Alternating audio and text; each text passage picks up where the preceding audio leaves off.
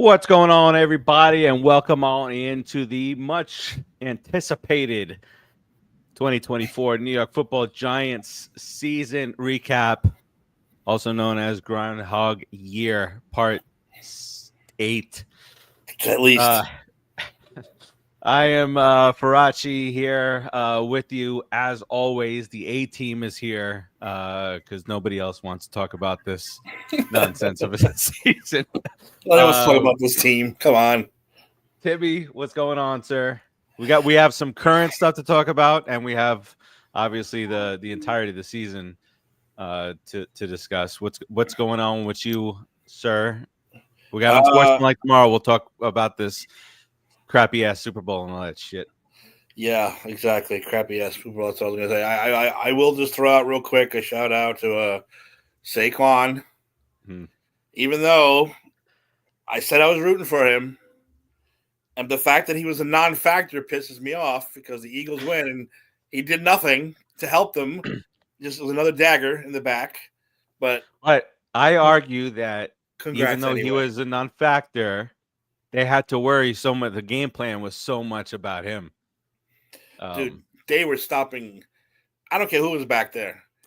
They were stopping that run no matter who the hell was running that ball. Yeah, I give credit to KC for that at least. Yeah, they were not. That was not gonna. It's exactly what we talked about on Unsportsmanlike last week. The key was stop Saquon and let Jalen Hurts beat you, and he wound up doing it. Big time. Okay, so we're here to talk about the 2024 season that was. We'll get to all the obvious stuff, and we'll talk through some. We don't have a tribute video lined up for Daniel Jones or anything, but we'll get to all that talk and then some right after this, which we kind of brought on. This is our theme for the New York Football Giants. Here we go. I love it.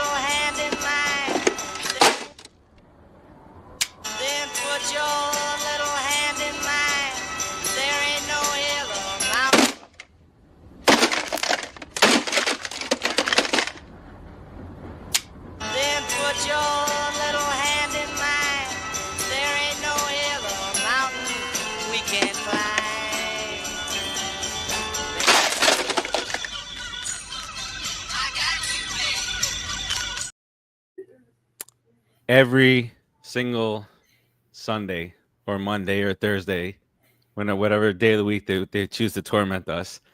But all right, so our season got started off, kind of behind the scenes.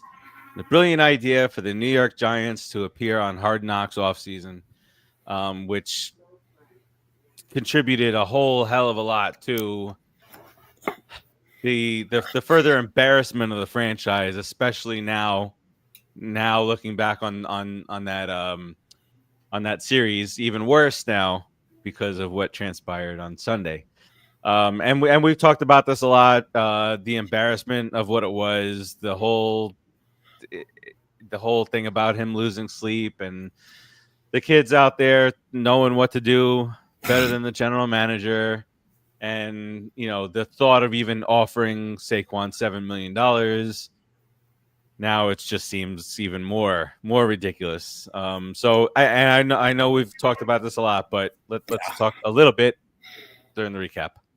And listen, I am still going to be the only one to defend it, and I don't care. I will be the only one to defend it because I saw something totally different.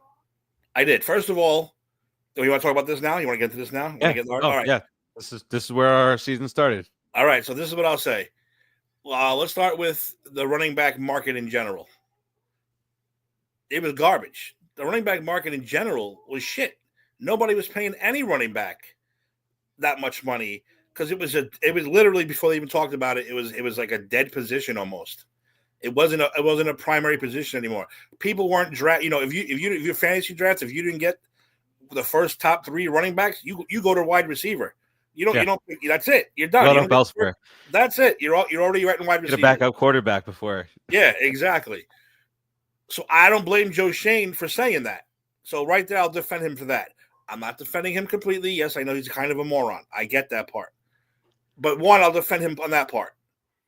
Two, and no matter what Dave says, and Anthony says, and I've said this 1,000 times, Saquon Barkley was not re-signing with the New York Giants. I don't care. If the Giants matched the offer, he would have left. That's it. Because they tried to sign him for 3 goddamn years. He turns them down every year. Every year. So I said, going into this, Joe Shane looks so aggravated and annoyed at the thought of Saquon, which again, I will say was his fault. He should have thought about it more as a general manager and kept it business than take this shit personal. You can't take this shit personal. That's the one thing you got to learn right away. It's not personal, especially in the world of sports and New York too. On it's both sides. Money. Yeah. But that's his one fault. He took it personal. It clouded his judgment. I'm not going to pay this guy. I'm going to offer him what we offer him, and if he wants to fucking walk, let him walk. Even though the owner is telling him, "I will." He was lose like sleep. getting sick. He was. Yeah, I am going to be sick, and I'm going to lose sleep if he signs with the Philadelphia Eagles, which happened. So again, from a business standpoint, just not even from a he's a great kid standpoint. From a business standpoint, that's your marketing. That's I would be scared to even look at the drop off of Giant merchandise sales. It's true from last year. And it probably went from to Neighbors. Neighbors had to go number 1 after he left. Yeah. Had to be, no doubt. Yeah, I said so. I won't blame him as far as I'm sure he was sick of negotiating with Saquon, sick of talking about him, and in his head, like many of the GMs, the running back position ain't that much money. Guess what? The entire league said, you know what? Between Barkley, Henry, all these guys, you know what? The running back is valuable, and they had one hell of a year. And guess what? Next year, you're going to be paying $8, $9, $10, $12 million for a running back next year. They made sure. They made sure of it. But as I said, Joe Shane took it personal. He made it personal. That was his fault in my eyes now. Just in my eyes.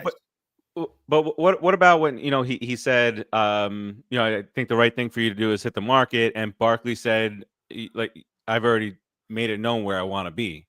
Yeah. But so where's the price in that? That's what I want to hear. Right. That's where I want to be. And you're right. You're right about the personal thing, because he even said, he didn't want to make that offer because it's a slap in the face. Yeah. $7 million. I wonder what Barkley first thought when he watched that and he said $7 million. Yeah. At 13. But judging by the market and having, again, they keep saying a 28-year-old quarterback coming off injury season and this and that, I don't think it was that big of, it was a slap. Yes, it was. But I don't think it was that bad. Yeah. And saying it was that he wants to be. Well, he could have been twice.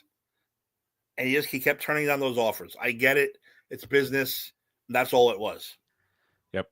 So Joe Shane's problem was, and this part I completely agree with all of you on, he just looked like a smug douche.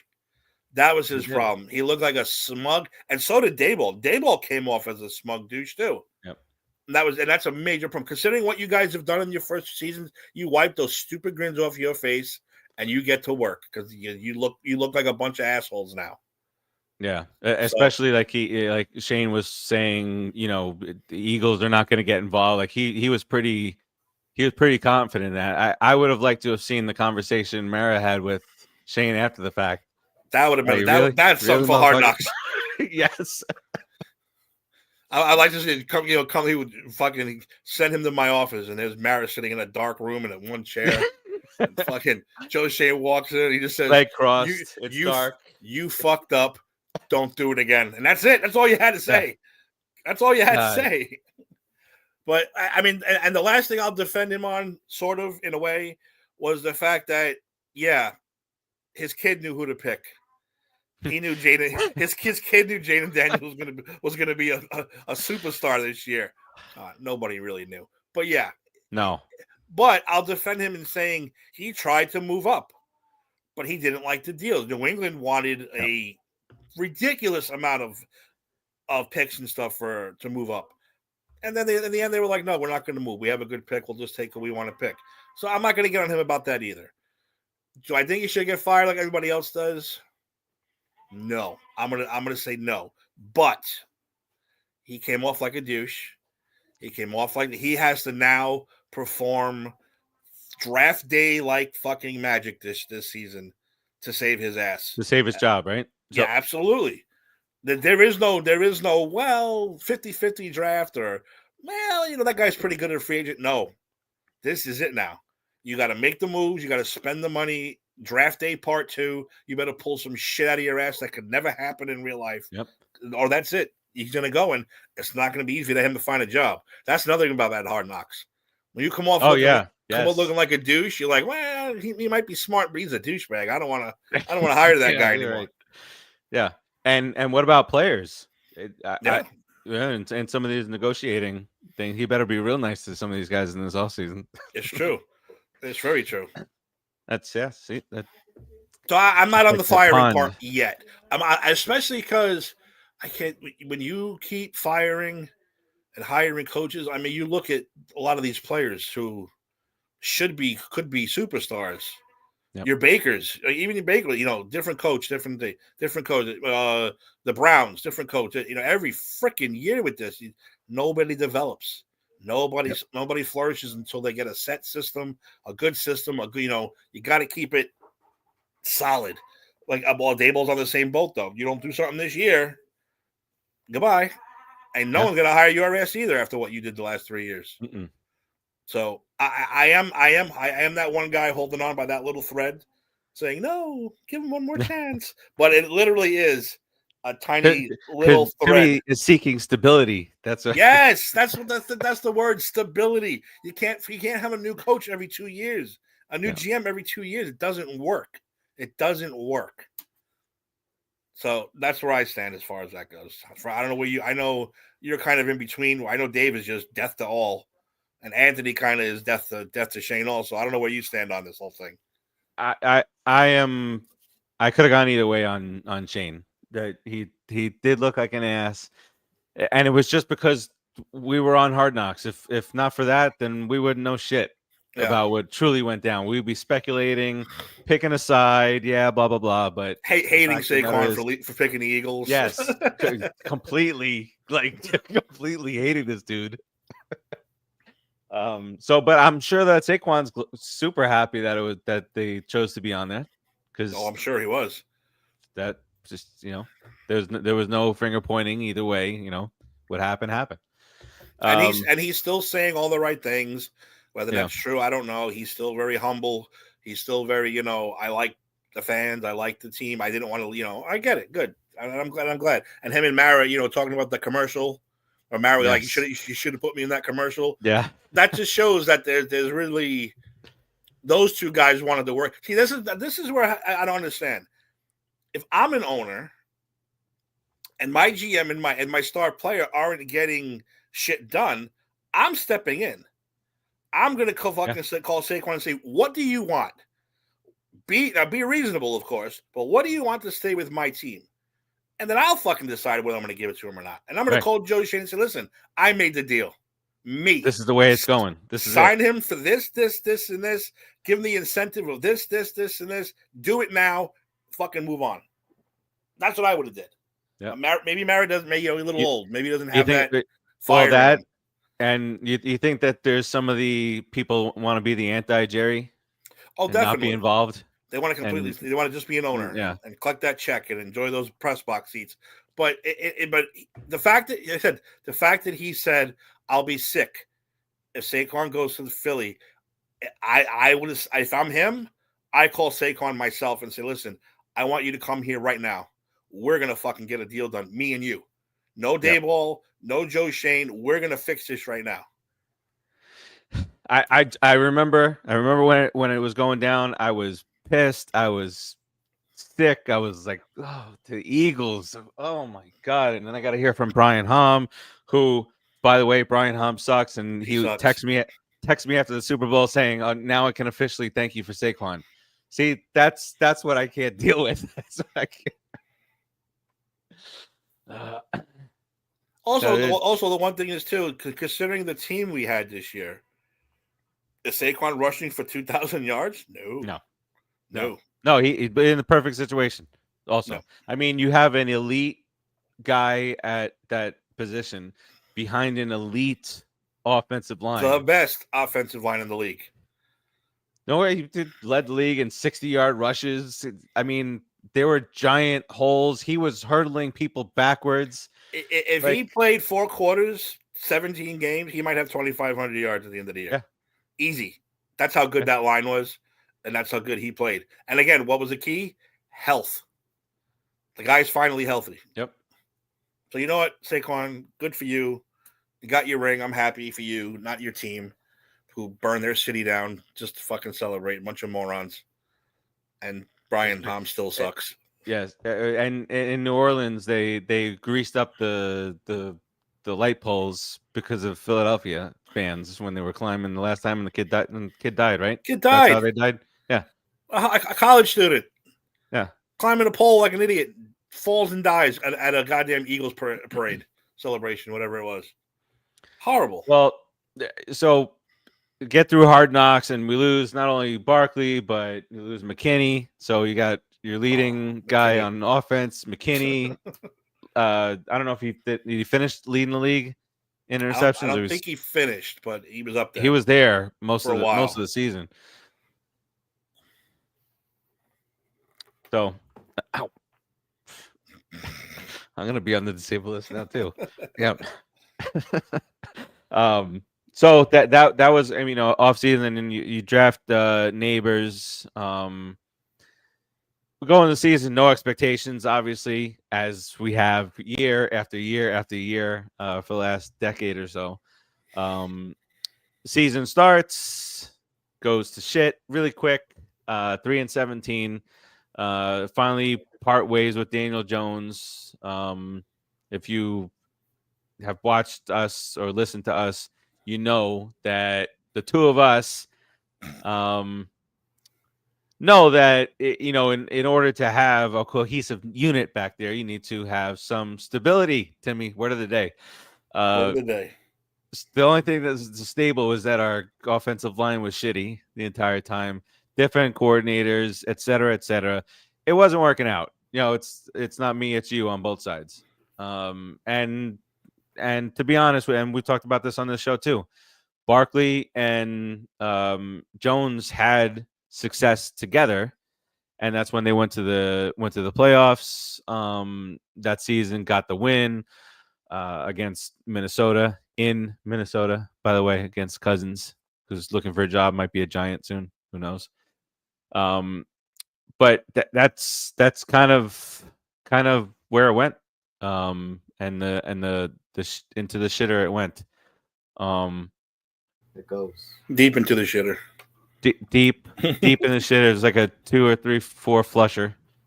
Okay. If you want to call it that stuff. But in the meantime, during the ebbs and flows of the season, Timmy, we got to see some really good stuff out of Malik Neighbors. We also he's got the chip on his shoulder, just a bit. Said a few things here and there about there was some Daniel Jones stuff in there, and I know I'm going round and round this season, but in the end, Daniel Jones is out there with Saquon in his suite, shows that they're close friends. Giants still support Saquon, etc. But getting back into our season, Jones gets released, winds up on the practice squad with the Vikings, they've got a billion different quarterbacks now. But 3-17. Who, by the way, never wins a game again. after signing Daniel Jones, they never win another game the rest of the year. Poor Daniel Jones, man. I just feel bad for the dude. I really do. Poor guy. A lot of money. He's got a lot of money. But yeah. So 3-14 was the final record for the New York Football Giants. Should have been 2-15, except let's just one game. Drew Lock put up 40 whatever points Yep. and win a game and lose draft spots. Really appreciate that. So Timmy, run it down. What would you? I mean, there's nothing good to think about it, but No, but talk about the season. my favorite stat is that thing I sent the other day, which was if they flip flopped the one score games, the one score games, the Giants are the NFC East champions. That to me is mind boggling. Yep. It's like unbelievable. But that kind of shows you that. Who do we go to the playoffs? Or Drew Lock? Yeah, but that's where Daboll comes in. Where I don't think Daboll inspires the way a coach needs to inspire. Because I said, if we're losing 1 point games and 2 point games that way, I don't like that. And especially, it's one of those things where it's like Giants score a touchdown at close to the end of the game. Do you sit back and go, "Damn, we got this"? No, we all go, and we kick off, and the ball's on the opposite 10. They got to go 90 yards for a win. Like, they're going to go 90 yards and win this fucking game, aren't they? Yes. And they do it because you just know it's going to happen. That we have to go down the field one more, and that's not going to happen. It's a shitty thing, but it's just what Giants fans are getting used to at this point. I think they lost faith a little bit at the end. I really do, because the defense went from outstanding to not so great toward the end. And I think they were just tired of it. This reminds me of the 80s, where it was like, we're tired of doing this shit. I mean, LT didn't even know Phil Simms' name for the first couple of years. Yeah, I know. They hated them. It was an offensive locker room and a defensive locker. They didn't talk to each other until Simms delivered finally, and they got cohesive and they became a team, and that's when they went on to win Super Bowls. That's what this is reminding me of a little bit. The defense, I think, was just like, I'm not doing this no more. I'm not going to go out and break my ass anymore. But for you guys who, you can't score fucking 3 points a game. It's disgusting. It really is. Our bright spot, obviously, was Neighbors. Hopefully he keeps that mouth of his bottled. I don't want another Beckham on our hands. Those LSU kids. All these records. Those LSU kids. LSU. So, damn. But yeah, the LSU got mouths on them, I guess. But I don't want another LSU kid running his mouth, getting traded in 5 years after doing, having a great year. To the Browns. Yeah, to the freaking Browns. Which, by the way, I'm not saying we won that trade, but we definitely didn't lose that trade. So I'm okay with it. No. Yeah. I mean, that's really all you can say. I think the coaching was bad. Even though I said he deserves one more year, I think the coaching was bad. Decision making was bad. And yeah, I think the defense at the end of the year said, "We're not doing this whole thing. We're tired of doing this whole thing by ourselves." And that's it. They just got beat the way teams shouldn't get beat. The Giants were 30th in total yards in offense, 31st in points per game. And the defense was 27th in rushing yards allowed per game, 136. A lot of that had to do with Saquon. Yeah, twice. It's true. It's true. But the Giants that we know and love they're built on defense. They're built on strong running game, not big name running backs, but strong runners and stability. True. And it's not there, especially year after year. You're trying to patchwork the offensive line. You're trying to patchwork this to prevent injuries and whatnot. And nothing that the Giants have been doing, whether it be the draft or free agency, has been working out. Trades and not just Joe Shane since Ernie Accorsi left and that it's been a rough road for GMs and coaches. Because like you said, you look at the coaches who won the Super Bowl. Parcells, tyrant. A lot of his players probably hated his guts, but you know what? You knew you were going to win. And at the end of the year, you had a shot at that Super Bowl. Tom Coughlin, same thing. Mm-hmm. Now, he was a tyrant who turned into a softie. Yeah. And that inspired his players. Like, oh, this guy was hated and then this guy actually gives a shit about us now, not just, winning and honest, fair, firm, demanding shit that he used to preach. Because he almost broke Strahan. Yeah, exactly. That's what you need. He inspired by changing. Even Jim Fossil, they didn't win. They went to a Super, they didn't win, but Jim Fossil was a great motivator too. I mean, a couple of those teams were should have been playoff teams. Exactly. I mean, I liked our Super Bowl team in 2000, but we unfortunately ran into the steamroller that was the Ravens defense. The Ravens defense. But I mean, those are the coaches that we need. We haven't had a coach since Tom Coughlin that inspires the way they should. We thought we did. They were Fugazi. Yeah, they're all Fugazi. They're Fugazi. And if the ball don't do that this year, he's another Fugazi who will be a fucking teaching. Because where'd the inspiration go? He had it the first year. Yeah, he certainly had it the first year. Yeah, he took a team that shouldn't have went to the playoffs and took them to the playoffs, and that's inspiration. That's what he said. Yep. You follow that up next year with another playoff run, and you get better and better. Instead, and you build and you build and you build. Instead, like we lost to the Eagles that year, and we hit like the Titanic. We hit that iceberg known as the Eagles, and just slowly going down. Hey, that's a good what if. Coughlin. What if Coughlin actually broke Strahan and he decided I'm out. I don't want to be a Giant no more. Doesn't win Super Bowl. He's not on Good Morning Everything. That's true, right? Hey, that's true. So it's crazy. Yeah. So Dable, if you're listening, I know you are. I know you watch the show, Dable. Mm-hmm. You got it. I want you to do what Tom Coughlin did in 2007. Completely change. Completely become a coach that these people want to fight for and run through a wall for, like Strahan said. Not just a cigar smoking douchebag, because that's what you and Shai said. That's how they came off, as douches, and I don't like that. I don't ever want to see them ever on that Hard Knocks ever again. No, I don't want to. I don't like seeing them behind the scenes anymore. I want to see them on the sidelines, and that's it. I don't want to see them anywhere else. Hey, Tyrone Tracy also. That was a nice surprise because we had signed Singletary, and Singletary come off a nice season, but he was hurt and gave us a good look at Tracy. What do you have? 5-6 touchdowns, but 800 yards or so. I'm gonna give myself a little Barry Horowitz pat in the back for that one because I like that pick, and I said he was going to be a decent running back. Yes. The rest of the class, but he was good. Yeah. No, I'm still out on what's his name, our new tight end, Theo. What's his name, Theo? Yeah. I think he's going to be good. I think he's still going to be good. I think he has a shot this year. You get somebody to throw the ball, I think he's going to be a good tight end.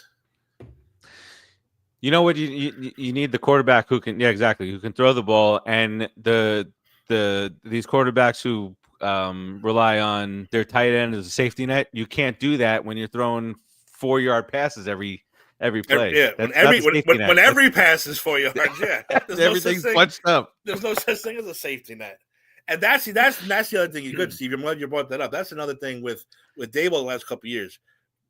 Use your imagination. You watch some of these teams with these plays, you're like, wow. When the cameraman loses the ball, you're like, holy shit, that was a great play. That's not the Giants. Hike 3 yards. Hike 4 yards. Hike screen pass. Hike shotgun draw. It's the same shit. The defense, the other team's even sits back like, this is going to be the easiest day of our life. They're not going to throw over 20 yards. Roman and if they do, every night. And if they do, it's going to be to Malik Neighbors because he's the only one going deep. Everyone else is running little patterns on the inside. Yep. So you cover Malik Neighbors deep, everybody on the inside. There's no passing game. And what's going on with Hyatt? I don't know, man. I don't know. Even if they say he can't run routes, he can run. I put him at running back. Put him at running back if you have to. See, give him a shot. See what happens. Listen, he is my most feared.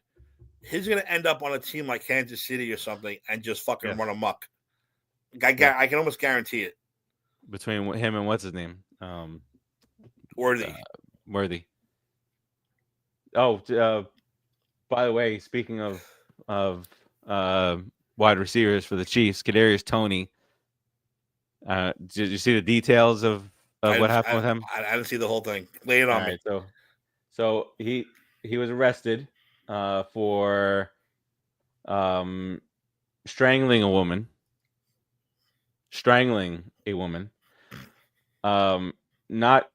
Had red marks in her on her neck and hemorrhaging in her eyes. That's how hard he strangled her. And he took her phone away from her so she couldn't call for help. Incident occurred in attempted murder, no? I would think so. If you're strangling a woman till her eyes bulge out of her head, that's attempted murder. Yeah, eyes were hemorrhaging. So, what a ridiculous, crazy fall from whatever grace there was with Kadarius Toney. What was he, 19th pick overall Yeah. that year? We Somewhere in we there. we passed on Micah Parsons for that one. Yeah. That's a big F mark right there. Dude. And he's got 2 rings. Got 2 rings. That's disgusting that he has those rings. Oh, he's got to sell them now to get bailed out of jail. It's true. The other current news: Eli Manning snubbed. Fugazi. I don't care what anybody says. We lay the stats down every week. We lay all the stuff down every week. It was an obvious snub, just a snub. It's fine though. He'll get in. Yeah, he will. What's annoying me now is, and I'm happy for them, the Sharp brothers, first brothers in the Hall of Fame. But it could have been 2 sets of brothers, having that done at the same time. But still happy for him. But I really enjoy the way that they surprise him and do things, and he was in his basement or whatever. He's like, "Oh, downstairs." Oh, I haven't watched those yet. I love watching those. So watch that one. Now, did Shannon tell Sterling, or the big guy in the coat? See, that's what I wanted to say. I wanted to see Peyton tell Eli. Yes, that would have been. I would have been crying my eyes out. That's when Shannon comes over the house, or no, the brother, what's his name? Sterling. Sterling comes over the house. I guess the wife says, "Oh, he's downstairs." So he goes downstairs and he's got his jacket on, and he's like, "What the hell is going on down here? What you got going on down here? Tell me." All right, he's like, "All right, tell me." So that's when he congratulated him, and so now 2 brothers in.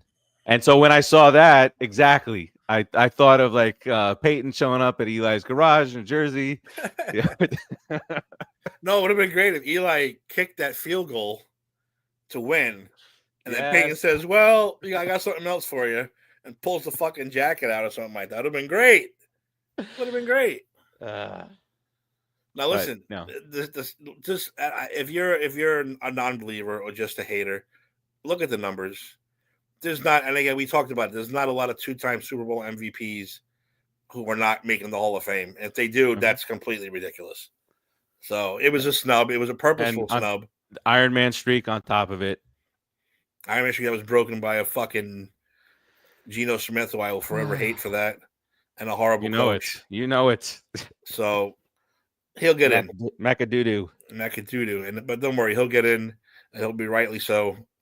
And it'll be glorious because it'll be the Manning brothers like to make a spectacle out of everything. So it'll be great. Absolutely. All right, so let's talk about the draft real quick here. A couple of months away, a little over 2 months away from the draft. The latest, they got the number 3 pick. Probably could have had the number 2 pick. At one point had the number 1 pick, but whatever.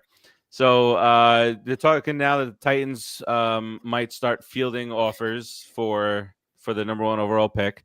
And then a lot of the updated mock drafts came out in the last day or two. And just kind of scrolling through it, it is a complete, almost down the line split between the top 3 guys. I like this. I'd say maybe the edge goes to Cam Ward. A lot of mock drafts have Shedeur falling to 6 to Oakland, Vegas. Oakland, who cares? Yeah, whatever. But so, and we'll talk about this. This is like an ongoing process. We'll see things, we'll hear things, we'll change our mind. But if you had to pick just a quarterback right now, would it be Cam Ward or Shedeur Sanders? Fuck. They say you got to pick a quarterback. It's got to be one of those 2. See, neither one of them I think is pro ready, but oh my god, it's such an upside. Shedeur brings baggage. Lots and lots of baggage. But the kid can move. He can move outside the pocket. He can create. He can do Patrick Mahomes style things to get late to receiver get open. Yeah, he's pretty accurate. I think he had the highest accuracy in college football history or something. 74. But do we want 74%? But do you want the circus? It's the baggage. It's Deion Sanders on sidelines or criticizing your coach every week. I'm gonna have to go Cam. I don't know if Dayball can handle that. Yeah, I'm gonna have to go Cam just for the. I don't want either one of them. I'll be perfectly honest with you. But if it gun to my head, yeah, I'm not taking Sanders. I can't. It's too much. I think I agree with you. And me, maybe I there's some bias. I'm a Canes fan. I watched Cam Ward all year and really super impressed with him. And with him, I think we finally get that explosion potential of doing just anything. I don't want to say Jaden Daniel-ish, but stuff that, can prolong plays, some escapability. I mean, Daniel Jones was fast once he got going, but he doesn't have the explosiveness of these type of guys. Oh, either one of those guys, yeah. So I think gun to my head, Cam, give me Cam. All right, but now if I had to tell you your dream scenario, I have my dream scenario, and we know it's never going to happen. Do you have like a dream scenario for like the first 2 rounds, or including who we sign in free agency or make a trade for or anything like that? No, because. What's your dream scenario? My dream scenario is we take Travis Hunter. That's you talking about generational talent. That's exactly what I want. Yeah. Talk about generational talent, a guy who can play both ways. That's the kind of guy I want.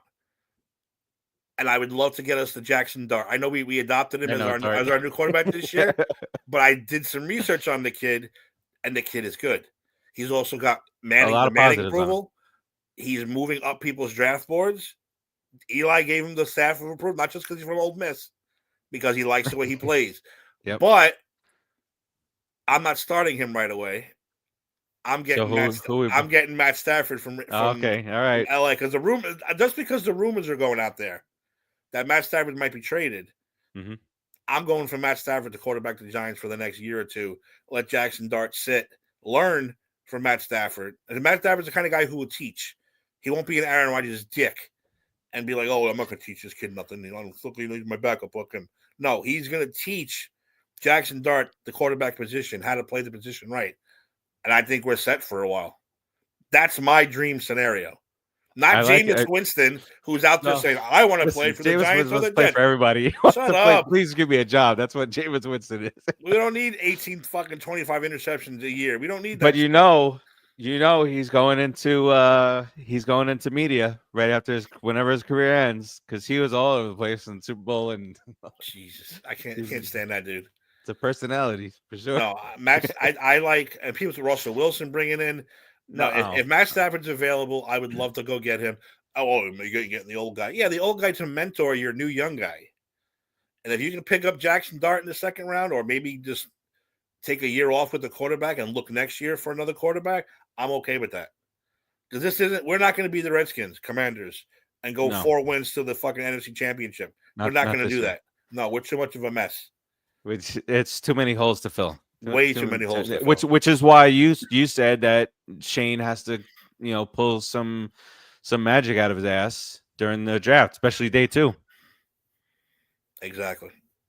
So there's so many holes to fill. If you can get Matt Stafford for a couple low draft picks, I'm taking it. He's not don't give no number ones. He ain't no number 1 player anymore. No. Give him a couple low draft picks. Get him over here to mentor. Get him over here to play the next 2 years. Protect the goddamn guy. Build your offensive line. And I think we're going to be okay. I really do. I think we can have a 9-win season. 7, 8, 9, 10, wins. Maybe. Hopefully. But we're not going to be the Commanders yet. There's just too many question marks and holes.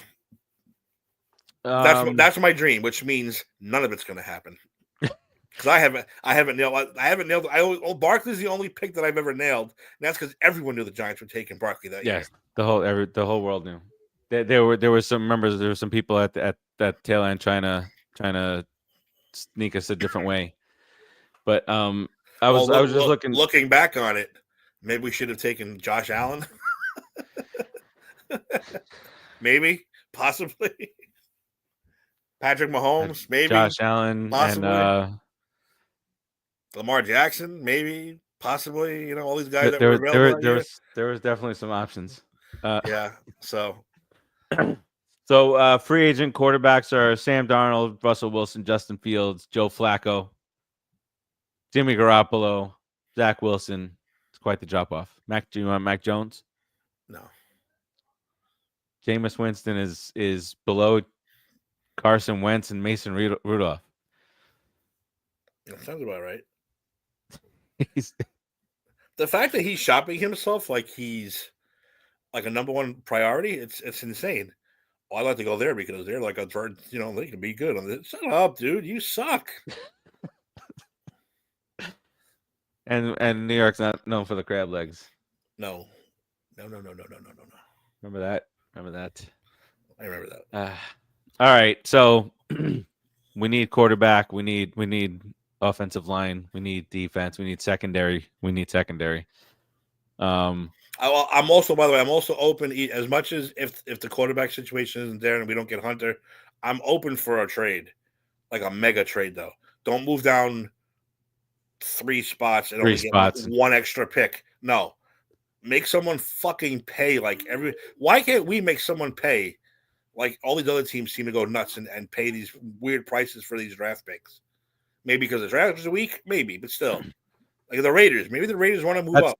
That's what I was going to say. So I saw today that Shedeur Sanders and one of his second meeting is with the Giants. It's the Browns first, then the Giants second. So if they can just muster up enough rumors that the Giants are seriously looking at him, then maybe the Raiders do.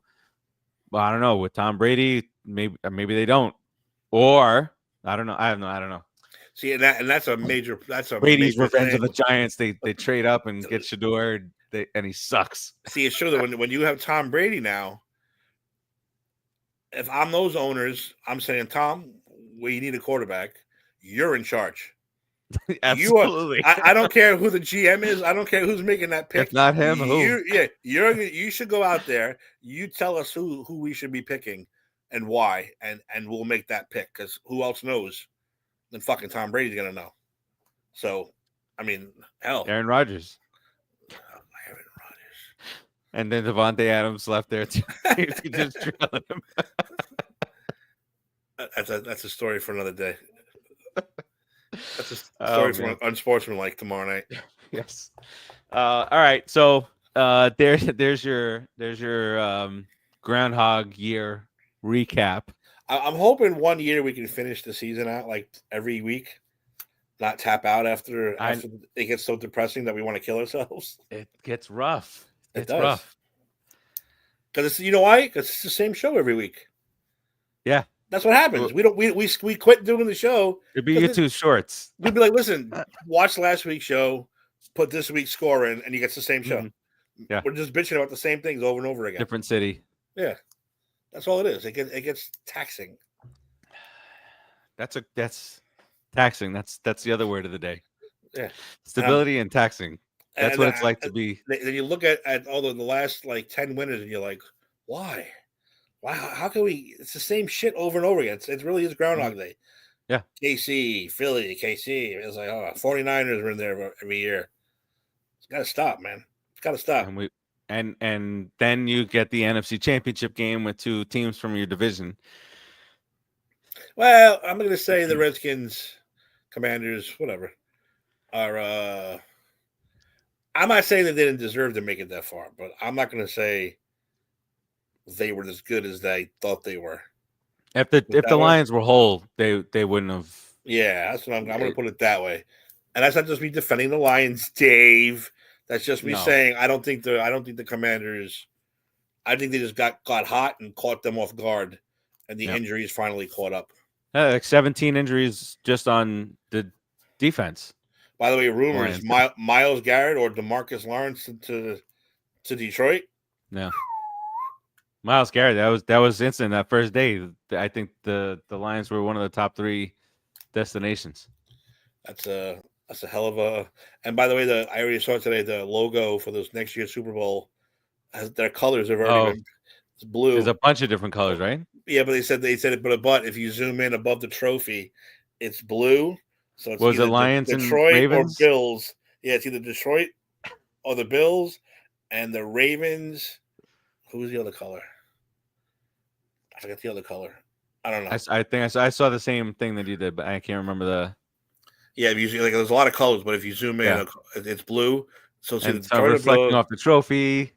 Yeah, it's either and the Ravens and someone else. I was like, oh god, here we go. If that happens, gotta maybe start thinking about it. It might be scripted. Maybe a little bit. Well, maybe the local people are like, listen, Detroit looks good this year. Maybe we'll have Detroit Buffalo finally. Maybe the blue is Giants. Maybe the blue is. I know, right? How come we didn't say Giants? Why not us? You don't know. You never know. Oh, and I'll say nothing else I'm pissed about. I'm going to talk to you, John Mara, and the Giants organization. You got to get with the times. You see the helmets these teams are coming out with and the uniforms? Dude, some of these are so nice. And we came out with that crap fest that we had this year. That's That's why we sucked. Fucking jersey in the world. That thing was so hideous. And I mean, why can't we have a black with the dark blue? Yeah. Holy shit, the royal blue on a black with the red. Poor Malik Neighbors, 5 games into his career, he's got to wear that shit. Jesus. I mean, we look like a bunch of 1930 clowns in there. It's horrible. Get with the times, man. That's one thing. I'm a Yankee fan. I'm a Giants fan. I'm a Celtics fan. Get with the Celtics. Kind of, they do different things. Yeah, they change their jersey, but the Yankees and they're boring. No alternates. Do something. No. The Yankees are like, oh, but man, they had Future Day. The Yankees didn't do it. They're like, no, we're going to be wearing this jersey for the next 3,000 years. We're not changing it. Like, all right, we get it. You're the Yankees, but come on, have a little fun out there. What's his name? I saw still hasn't shaved his beard yet. The guy they got from Milwaukee. The closer. Oh, Williams. Yeah, he's the very last day. Devin Williams. I don't think you have to do it yet. I think you have to wait. Till you actually pitch. I would. That first time out there with nothing. That's another dumb rule. Another stupid rule. I agree. All right. So that does it for our little recap here. And obviously we keep you posted on what's going on in the group here. And then we got the draft in a couple months. Obviously do that special.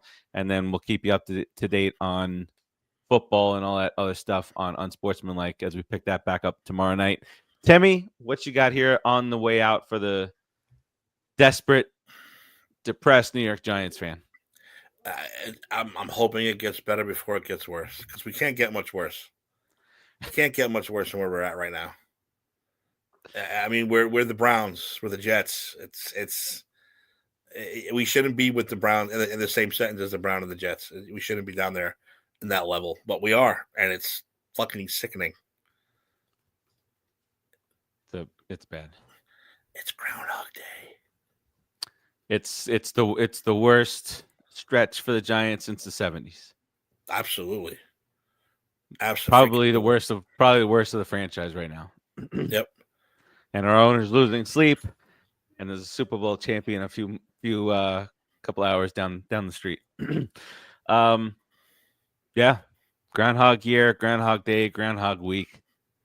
Same old story here, and every year it's going to be right. This might be the turnaround, plug a couple holes, but we'll it's like they come to the Giants and it's like, It was in Giant. It's always been we trust the Giants front office to make the right moves, and in Giants we trust. Keith, you just always say that, and now you just can't. Who you trust in the Giants? Nope. Can't do it. All right, that does it for us. We will see you guys next time. Peace out, everybody.